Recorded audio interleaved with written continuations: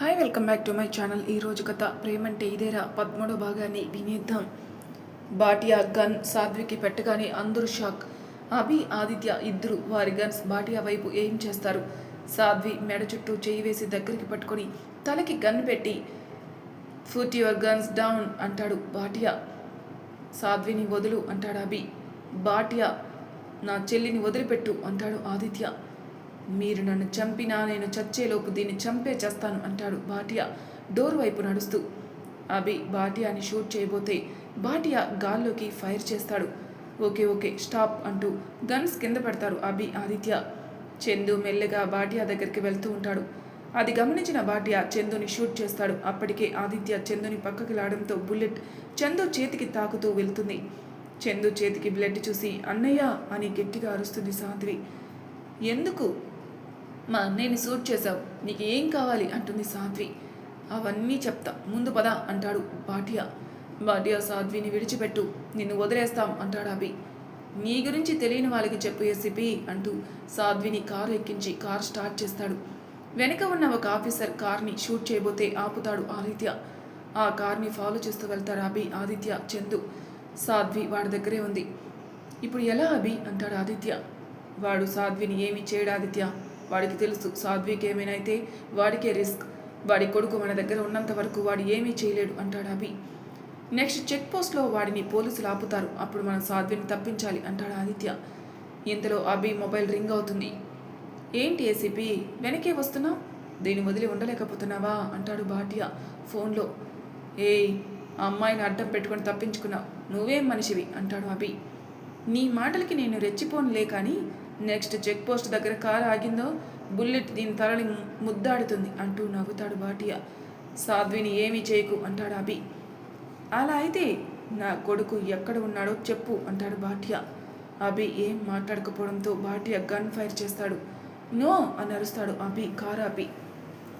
ఒక నిమిషం తర్వాత అభి అని ఏడుస్తున్న సాధ్వి గొంతు వినిపిస్తుంది. అభి ఊపిరి పీల్చుకొని సాధ్వి నీకేం కాలేదు కదా అంటాడు. మళ్ళీ అభి అని అంటుంది సాధ్వి. ఏ చంపను అనుకున్నావా, ఒక ఛాన్స్ ఇచ్చాను, సో ఇప్పుడైనా చెప్పు ఎక్కడ నా కొడుకు అంటాడు బాటియా. చెప్పాలా వద్దా అని అభి ఆలోచిస్తూ ఉండగానే ఈసారి చెప్పకపోతే నిజంగానే చస్తుంది అంటాడు బాటియా. చెప్తాను, సాధ్విని ఏం చేయకు అంటాడు అభి. గుడ్ చెప్పు ఎక్కడున్నాడు అంటాడు బాటియా. ఆదిత్య వాళ్ళ తాతయ్య గారి ఇంట్లో ఉన్నాడు అని చెప్తాడు అభి. ఓ అందరూ అక్కడే ఉన్నారా అయితే అంటాడు బాటియా. అవును, కానీ నీ కొడుకు ట్రీట్మెంట్ ఆపలేదు అంటాడు అభి. నేను వెళ్ళే వరకు అక్కడ ఉన్న అందరూ అక్కడే ఉండాలి, అక్కడ ఒక్కరు మిస్ అయినా ఇది చస్తుంది అంటాడు బాటియా. అలాగే కానీ సాధ్విని ఏం చేయకు అంటాడు అభి. చాలా ప్రేమ ఉందే ఇదంటే నీకు అంటాడు బాటియా కాల్ కట్ చేస్తూ. తర్వాత రామ్మూర్తికి కాల్ చేసి ఏం చేయాలో చెప్తాడు.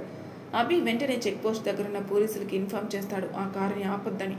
తర్వాత చందుకి బుల్లెట్ తగిలి బ్లడ్ వస్తుండడం చూసి దగ్గరలో ఉన్న హాస్పిటల్కి తీసుకెళ్లి ట్రీట్మెంట్ చేపిస్తాడు. అజయ్కి కాల్ చేసి అక్షరాన్ని తీసుకుని హాస్పిటల్కి రమ్మని చెప్పడంతో ట్రీట్మెంట్ అయ్యేసరికి అజయ్ అక్షర వస్తారు. చందుని చూసిన అక్షర చందు తల నిమురుతూ ఇదంతా నా వల్లే, ఆ రోజు సాధ్వి రిస్క్ చేసింది, ఈరోజు మీరిలా అంటుంది బాధగా. చందు అక్షర చేయి పట్టుకొని వదిన అసలు ఏం జరిగిందో మాకు తెలీదు, తెలియాల్సిన అవసరం కూడా లేదు, నువ్వు మాకు వరుసకు వదినవైనా మేము నీలో అక్కని చూసుకున్నా, నీకోసం సాధ్వి రిస్క్ చేసింది అంటున్నా, మా చెల్లి ఊరికే ఎవరి జోలికి వెళ్ళదు వదిన, అలాంటిది అది రిస్క్ చేసింది అంటున్నావంటే తప్పు అవతల వాడిదే, ఎలాగైనా సాధ్విని కాపాడుకున్నా, నువ్వు బాధపడకు వదిన అంటాడు చందు. అవును వదిన నువ్వు బాధపడకు అంటాడు అజయ్ కూడా. తమ్ముల మాటలు విన్న ఆదిత్యకి కూడా ధైర్యం వచ్చింది. అభి బిల్ పే చేసి వచ్చి పదండి మనం వెళ్ళాలి అని చెప్పడంతో అందరూ బయలుదేరుతారు. కారులో అక్షర ఉండడం వల్ల కాస్త మెల్లగానే వెళ్తారు. ఇంట్లో వాళ్ళకి ఏమీ రిస్క్ ఉండదు కదా అంటాడు ఆదిత్య. లేదు అందరూ సేఫ్గానే ఉంటారు, నువ్వు భయపడకు అంటాడు అభి. కరణ్ దొరకగానే సాధ్విని అంటూ ఆగిపోతాడు ఆదిత్య. సాధ్విని ఇంట్లో వాళ్ళని ఏమీ చేయాలన్నా వాడికి కరణ్ దొరకాలి ఆదిత్య, మనం వెళ్ళే వరకు కరణ్ దొరకడు అంటాడు అభి. అభి ఫోన్కి మళ్ళీ బాటియా కాల్ చేస్తాడు. అభి కాల్ లిఫ్ట్ చేసి స్పీకర్ ఆన్ చేస్తాడు. ఏంటి ఏసీపీ ఎలాగో ఇది బ్రతకదని డిసైడ్ అయ్యావా అంటాడు బాటియా. స్పీకర్ ఆన్ చేయి అంటాడు అభి. చేశాను చెప్పు అంటాడు బాటియా. సాధ్వి అంటాడు అభి. అప్పటి వరకు బయటికి చూస్తూ కూర్చున్న సాధ్వి ఒక్కసారిగా అభి అంటుంది ఫోన్ లాక్కొని. స్పీకర్ ఆఫ్ చేస్తుంది. భయపడకు సాధ్వి, నీకేం కాదు, వాడిని ఏమీ చేయడు అంటాడు అభి. సరే అభి, నువ్వు వస్తావని ధైర్యంగా ఉన్నాను. వదినికి చెప్పక అభి, ఇప్పటికే తన వల్ల చాలా ఇలా అయిందని చాలా ఫీల్ అవుతుంది. మళ్ళీ ఇలా జరిగిందని తెలిస్తే ఇంకా బాధపడుతుంది అంటుంది సాధ్వి. అభి అక్షర వైపు చూస్తాడు. అక్షర సాధ్వి మాటలకి చిన్నగా నవ్వి అభి వైపు చూసి చెప్పకు అని సైగ చేస్తుంది. అలాగే అంటాడు అభి. అన్నయ్య చెయ్యి ఎలా ఉంది, హాస్పిటల్కి వెళ్ళారా అంటుంది సాధ్వి. హాస్పిటల్ నుండే వస్తున్నాం, అందుకే లేటు అంటాడు అభి. త్వరగా వచ్చే అభి, ఐ లవ్ యూ అంటుంది సాధ్వి. అభి కంగారుగా ఆదిత్యాన్ని చూస్తాడు. ఆదిత్య నవ్వుతూ అభి భుజంపై తట్టి నాకు తెలుసులే అన్నట్టు సైగ చేస్తాడు. అభి ఒక కన్ను మూసి ఇంకో కన్నుతో మొబైల్ చూస్తూ లవ్ యూ టూ అంటాడు. ఒక చేతి వేలుతో కనుబొమ్మను నిమురుకుంటూ. సాధ్వి మొబైల్లోనే ముద్దు పెట్టేస్తుంది. వెంటనే స్పీకర్ ఆఫ్ చేస్తాడు అభి. అభి కంగారు చూసి అందరూ నవ్వుతారు. భాటియా ఫోన్ లాక్కుని ధైర్యం బాగానే చెప్పినట్టున్నాడే అంటాడు. అవును, నువ్వేం పీకలేవు అని చెప్పాను అంటాడు అభి. రే అంటాడు భాటియా. అరవకో, అడ్రస్ చెప్పాను కదా, వెళ్ళి నీ కొడుకుని తెచ్చుకో చూద్దాం అంటాడు అభి. కోపంగా కాల్ కట్ చేస్తాడు భాటియా. అంకుల్ నాకు ఆకలి అవుతుంది అంటుంది సాధ్వి పొట్టపైన చేయి పెట్టుకొని. భాటియా కోపంగా చూస్తాడు. మీకు అసలు కొంచెమైనా మనస్సాక్షి ఉందా అంకుల్? నిన్న మిమ్మల్ని నేను ఎలా చూసుకున్నాను, అలాంటిది నేను ఆకలితో ఉంటే కనీసం ఫుడ్ కూడా పెట్టలేరా మీరు అంటుంది సాధ్వి. సాధ్వి భాటియాకి తినిపించడం గుర్తుకొస్తుంది. దగ్గరలో ఉన్న డాబాలో కారు ఆపుతాడు. ఇద్దరు వెళ్ళి కూర్చుంటారు. భాటియా చేతికి బ్యాండేజ్ ఉండడంతో తినడానికి ఇబ్బంది పడుతుంటే సాధ్వి భాటియాకి తినిపిస్తుంది. తర్వాత తను కూడా తినేసి అంకుల్ వెళ్దాం పదండి అంటుంది. భాటియా డ్రైవింగ్ చేయడానికి వెళ్తుంటే మీరు పక్కన కూర్చోండి అంకుల్, నేను డ్రైవ్ చేస్తాను అంటుంది సాధ్వి. తప్పించుకునే ప్లాన్ చేశావా అంటాడు భాటియా. తప్పించుకునే ఆలోచనే ఉంటే ఈ పాటికి ఎప్పుడో పారిపోయేదాన్ని కదా, అందులో మీ చేయి కూడా నొప్పిగా ఉన్నట్టుంది కదా, అయినా మీకు ఆ భయం అక్కర్లేదు అంకుల్, మీరు నన్ను తీసుకెళ్లేది మా ఊరికే కదా అంటూ కారు ఎక్కి డ్రైవింగ్ సీట్లో కూర్చుంటుంది. భాటియా కూడా ఆలోచించి కారు ఎక్కుతాడు. సాధ్విని చూస్తుంటే భాటియాకి ఆశ్చర్యంగా ఉంది. ఏమైంది అంకుల్ అలా చూస్తున్నారు అంటుంది. నీకు భయం లేదా అంటాడు భాటియా. ఎందుకు భయం అంకుల్, మీరు మనిషే కదా, అడవిలో మృగం కాదు కదా అంటుంది. మరి కోపం లేదా అంటాడు భాటియా. కోపం ఉంది అంకుల్, మీరు నాకు గన్ పెట్టి తీసుకొచ్చినందుకు కాదు, ఎందుకంటే మీకు తప్పించుకోవడానికి అక్కడ నేను తప్ప వేరే ఆప్షన్ లేదు, కానీ ఏమీ తెలియని మా అన్నయ్యని షూట్ చేసినందుకు చాలా కోపంగా ఉంది. అప్పటికే మనసు గందరగోళంగా ఉన్న భాటియా సాధ్వి మాటలకి ఇంకా కన్ఫ్యూజ్ అవ్వడంతో మాట్లాడకుండా డ్రైవింగ్ చేయి అని చెప్పి సైలెంట్గా కూర్చుంటాడు. ఊర్లోకి వరుసగా కార్లు వెళ్తున్నాయి. అన్నీ ఒక ఇంటి ముందు ఆగుతాయి. సాధ్విని తీసుకుని లోపలికి వెళ్తాడు భాటియా. కోపంగా అందరినీ షూట్ చేస్తున్నాడు. మెట్లెక్కి పైకెళ్ళి కరణ్ కోసం వెతుకుతాడు. ఒక రూమ్లో కరణ్ని చూసి అక్కడి నుండి బయటికి తీసుకొస్తాడు. అప్పుడే ఇంట్లోకి వెళ్ళారు అభి, ఆదిత్య, చందు, అజయ్, అక్షర. వాళ్ళని అడ్డుకున్నారు భాటియా మనుషులు. కరణ్ని కిందికి తీసుకొచ్చి అతని చేతులతో చనిపోయిన తన నాన్నని పట్టుకుని ఏడుస్తున్న సాధ్విని గన్తో షూట్ చేపిస్తాడు భాటియా. ఒక్కసారిగా అందరూ ఫ్రీజ్ అయిపోతారు. సాధ్వి మెల్లగా నేలకు రేగిపోతుంది. రక్తపు మడుగులో ఉన్న సాధ్వి ప్రాణం వదిలేస్తుంది. అది చూస్తున్న ఆదిత్య కుప్పకూలిపోతాడు. సాధ్వి అని అరుస్తూ ఏడుస్తారు చందు, అజయ్, అక్షర. ఆ సంఘటన చూసిన అభి ప్రపంచం స్తంభించింది.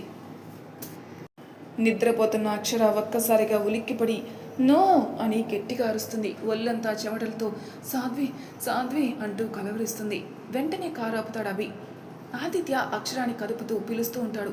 వదిన వదిన అంటూ పిలుస్తారు అజయ్, చందు. ఆదిత్య అక్షరాన్ని గట్టిగా హక్ చేసుకుని తన్ని కూల్ చేయడానికి ట్రై చేస్తున్నాడు. అభి కారు దిగి దగ్గరలో ఉన్న షాప్లో వాటర్ బాటిల్ తీసుకొచ్చి ఆదిత్య చేతికిస్తాడు. చందు, అజయ్ అభి కారు దిగి పక్కనే నిల్చుంటారు. అక్షర ఏమైంది, ఏదైనా కలొచ్చిందా అంటూ అడుగుతాడు ఆదిత్య. అక్షర ఏం మాట్లాడలేక సాధ్వి అంటూ ఏదో చెప్పే ప్రయత్నం చేస్తుంది. సరే కూల్ కొంచెం వాటర్ తాగు అని మెల్లగా వాటర్ తాగిపిస్తాడు. వాటర్ తాగి ఆదిత్య గుండెపై వాలి కళ్ళు మూసుకుంటుంది అక్షర తల నిమురుతూ ఏమైంది అక్షర, సాధ్వి గురించి ఏమైనా పీడకల వచ్చిందా అంటాడు ఆదిత్య మెల్లగా. అక్షర అలాగే కళ్ళు మూసుకొని అవునండి, ఎప్పటికీ నిజం అవ్వకూడని కళ అంటుంది. నువ్వు భయపడకు అక్షర, మన సాధ్వికి ఏమీ అవ్వదు అంటూ ధైర్యం చెప్తాడు ఆదిత్య. అక్షర కొంచెం తేరుకున్నాక మళ్ళీ కొంచెం వాటర్ తాగిపించి స్టార్ట్ అవుతారు అందరూ. ఆదిత్య తన పక్కనే కూర్చుంటాడు. ఊరికి వెళ్తూ ఉండగా ఆది ఊర్లో నీకు ఫ్రెండ్స్ ఉన్నారా ఎవరైనా అని అడుగుతాడు అభి. ఉన్నారా అభి అంటాడు ఆదిత్య. మనకి హెల్ప్ చేస్తారా అని అడుగుతాడు. హా, చేస్తారు. కానీ ఎందుకు అభి అంటాడు ఆదిత్య. ఒకసారి కాల్ చేసి ఊరికి వెళ్ళే దారిలో భాటియా కార్ని డైవర్ట్ చేయమని చెప్పు. మనం వెళ్ళే వరకు భాటియా కార్ ఊర్లోకి వెళ్ళొద్దు అంటాడు అభి. చందు, అజయ్ మీ ఫ్రెండ్స్ కూడా కాల్ చేయండి అని చెప్తాడు అభి. కానీ భాటియాకి అసలు డౌట్ రాకూడదు, జాగ్రత్తగా చేయాలి. ఎందుకంటే వాడి దగ్గర సాధ్వి ఉంది. చిన్న డౌట్ వచ్చినా వాడు ఎంతకైనా తెగిస్తాడు అంటాడు అభి. అలాగే అని చెప్పి ఆదిత్య, చందు, అజయ్ వారి వారి ఫ్రెండ్స్కి కాల్ చేసి విషయం చెప్తారు. భాటియా వెనక్కి వాళ్ళ నిద్రపోతూ ఉంటాడు. సాధ్వికి చాలా బోర్ కొడుతుంది, ఏం చేయాలో అర్థం అవడం లేదు. భాటియాని చూస్తే మంచిగా నిద్రపోయాడు. మా అన్నయ్యను షూట్ చేసి నువ్వు నిద్రపోతావా, ముందు చెప్తాను ఈ పని అనుకుంటుంది. సాధ్వి తనలో తాను గట్టిగా నవ్వుతుంటే ఎందుకు నవ్వుతున్నావు అంటాడు భాటియా కళ్ళు తెరిచి. అంకుల్, నన్ను నమ్మి నేను డ్రైవింగ్ చేస్తుంటే మీరు నిద్రపోతున్నారు. ఒకవేళ నేను ఏ లారీ కిందకో పోనిస్తే అంటుంది సాధ్వి. ఆ మాటికి ఒక్కసారిగా ఉలిక్కి పడతాడు భాటియా. అవును అంకుల్, నాకు అస్సలు లైసెన్సే లేదు. మా అన్నయ్య నాకు డ్రైవింగ్ రాదని లైసెన్స్ రానివ్వలేదు అంటుంది. హే, కారు ఆపు అంటాడు భాటియా. అంకుల్, నాకు కారు ఆపడం రాదు అంటుంది సాధ్వి తలగొక్కుంటూ. అలాంటప్పుడు ఎందుకు డ్రైవ్ చేస్తానన్నావు అంటాడు భాటియా. మా అన్నయ్య వాళ్ళు ఎప్పుడు నన్ను డ్రైవ్ చేయనివ్వలేదు, అందుకే ఇప్పుడు చేద్దామని అడిగాను. ఎలాగో పోతే నేను ఒక్కదాన్నే పోను కదా అంటుంది నవ్వుతూ. వెంటనే హ్యాండ్ బ్రేక్తో బ్రేక్ వేస్తాడు భాటియా. సీటు బెల్ట్ పెట్టుకున్నందుకు సాధ్వికి ఏం కాలేదు, కానీ భాటియా ముక్కు పగిలిపోయింది సీటు బెల్ట్ పెట్టుకున్నందుకు. అయ్యో అంకుల్, ఇంకోసారి చెప్తే నేను ఆపేదాన్ని కదా, అలా సడన్గా ఎందుకు ఆపారు అంటుంది సాధ్వి ఎర్రగా అయిన భాటియా ముక్కుని చూసి నవ్వుతూ. అంటే అంటాడు భాటియా. అంటే నాకు డ్రైవింగ్ వచ్చు అంకుల్, ఊరికే మీకు మీ ప్రాణం అంటే ఎంత తీపో చూద్దామని అలా చెప్పాను అంటుంది కారు ముందుకు పోనిస్తూ. అభి చెప్పిన ప్లాన్ అమలు చేసే పనిలో ఉంటారు ఆదిత్య, అజయ్, చందుల ఫ్రెండ్స్. అనుకున్నట్టుగానే భాటియా సాధ్వి కార్ని డైవర్ట్ చేస్తారు. అభి, మన ప్లాన్ సక్సెస్ రా, భాటియా కార్ ఊర్లోకి రేపటి వరకు రాదు అంటాడు ఆదిత్య. అభి అక్షర వైపు చూసి, ఇంక భయపడక అక్షర, మనమే ముందెళ్తాం, ఇప్పుడు ఓకేనా అంటాడు. అక్షర నవ్వుతూ ఓకే అన్నయ్య అంటుంది. అంకుల్, నాకు రూట్ తెలియడం లేదు అంటుంది సాధ్వి. నీ ఊరికి నీకే రూట్ తెలీదా అంటాడు భాటియా. నేనేమైనా రోజు నడుచుకుంటూ వస్తానా ఏంటి, అయినా అక్కడ డైవర్షన్ ఉంది కదా, మీరు చూశారు కదా అంటుంది సాధ్వి. సరే అని భాటియా రూట్ చెప్తూ ఉంటాడు. సాధ్వి డ్రైవ్ చేస్తూ ఉంటుంది. కాసేపటికి అంకుల్ మీరే డ్రైవ్ చేయండి, నాకు ఓపిక లేదు అంటుంది సాధ్వి ఆవలిస్తూ. అలా రాత్రంతా అక్కడక్కడే ఆగుతూ వెళ్తారు భాటియా, సాధ్వి. అభి కూడా ఫాస్ట్గానే డ్రైవ్ చేస్తున్నాడు. అలా నెక్స్ట్ డే ఉదయానికి ఊరికి చేరుకుంటారు అభి వాళ్ళు. భాటియా, సాధ్వి కూడా వేరే దారిలో ఊరు చేరుకుంటారు. ఊరు బయట ఆగి భాటియా రామ్మూర్తి కాల్ చేస్తాడు. ఇంకో 30 నిమిషాల్లో వచ్చేస్తాం సార్ అంటాడు రామ్మూర్తి.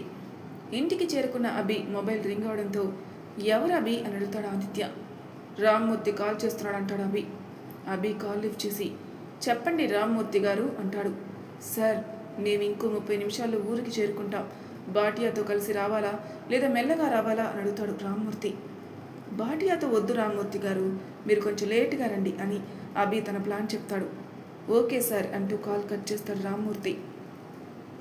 అభి, అందరూ ఇక్కడ ఉండడం మంచిదేనా, వేరే ఎక్కడికైనా పంపిద్దామా అంటాడు ఆదిత్య.